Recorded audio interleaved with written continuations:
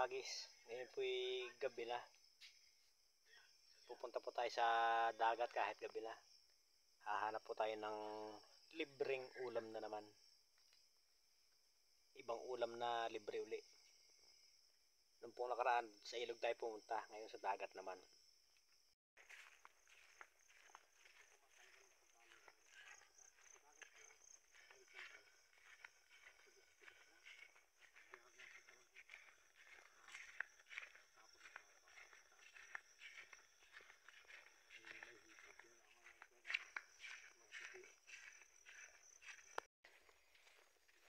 Ayan mga kabagis, narito po tayo sa tabi ng dagat.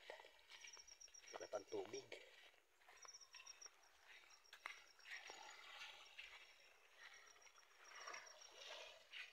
Ayan po, kung nakikita nyo yung mga ilaw, yun po ang bayan ng Ginyangan. Ginyangan, Quezon.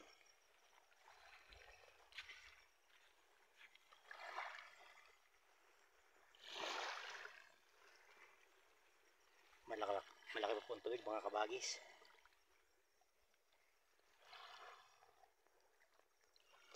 Pero pwede na tayong magtanlaw-tanlaw dyan sa baybay na yan.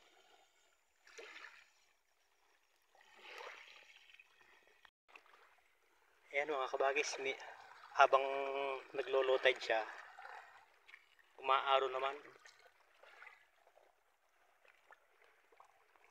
Hindi natin pwedeng antayin ang low tide gawa ng kung mag low tide man siya, malabo na. Hindi na rin natin makikita ang ilalim kung may isda, kung may alimasag. Siguro sa Lalao tayo pupunta. Manguha tayo ng kukumo. Nandun tayo sa Pangpang pero yung araw medyo malalakas. Kaya kung mag low tide man siya, labo na yung tubig. Wala tayong makikita.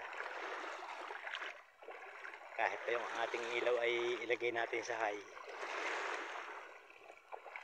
hindi pa rin natin makikita ng malinaw ang ilalim. Mapapagod lang tayong maggala-gala, saka mapupuyat. Ngayon, ang second option po natin, punta tayo sa Lalao. Baka sakaling may alimango, kahit wala tayong inalpasan doon, saka kukumo, ulam pa rin po yan. Abang-abang po mga kabagis at aalamin natin sa ating utol kung desisyon niya.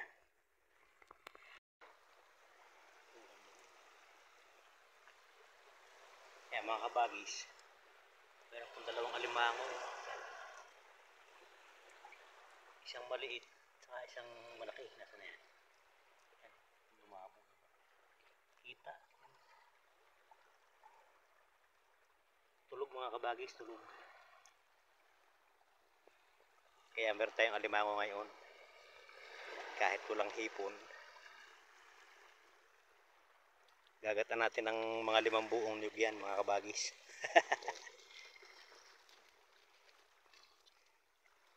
Ihuli na rin pala si utol kukumo. Ayan.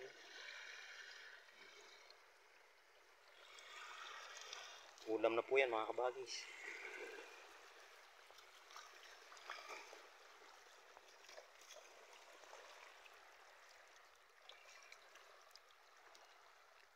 Luno pala ito. Siya yan ang malaki. Ito pala mga kabagis, luno. Akala ko dalawa.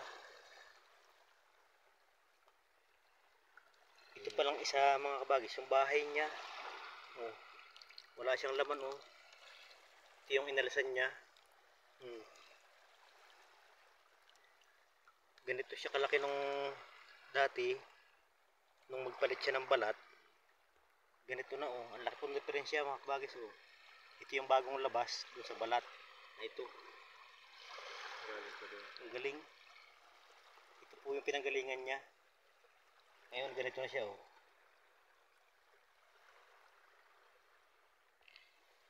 Alpasan natin at palalakihin natin mga kabagis. Luno pala siya. Malambot pa po. Kulubot pa yung balat niya oh.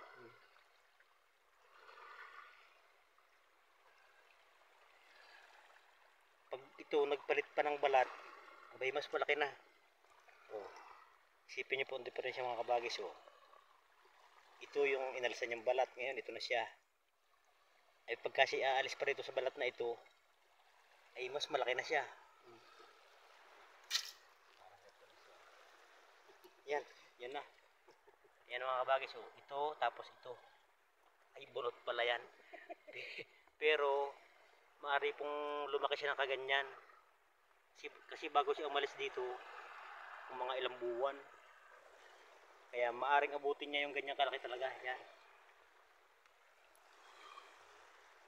Iwan na po natin yung mga bagay. Palalakihin natin. Pagbalik natin dito sa Quezon, sigurado malaki na yan.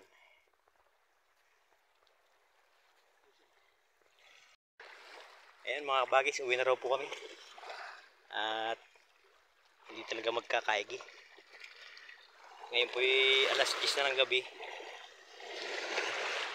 Kung aantay nating luminaw yung tubig, pupunta tayo dyan ng umaga. Tapos hindi pa natin sigurado kung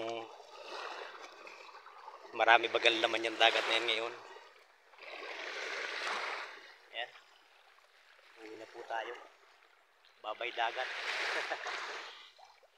At siguro pagka yung kalmada na, at tayo babalik dyan. Ayan, hanggang sa susunod na panghuhuli po ng pangulam mga kabagis.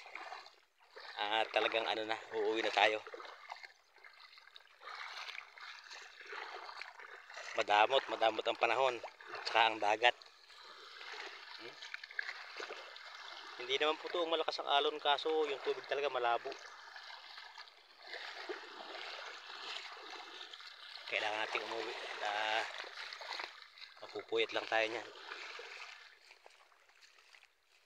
Meron naman tayong ilang pirasong huli na pangulam. Meron na tayong kukumo. Magandang araw po sa mga manonood at saka sa mga nanonood pa. Maraming salamat po sa inyong pagtangkilik. Magandang araw, magandang gabi.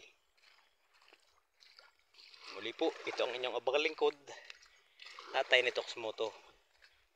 Nag-iiwan ng isang mapayapang araw, mapayapang gabi.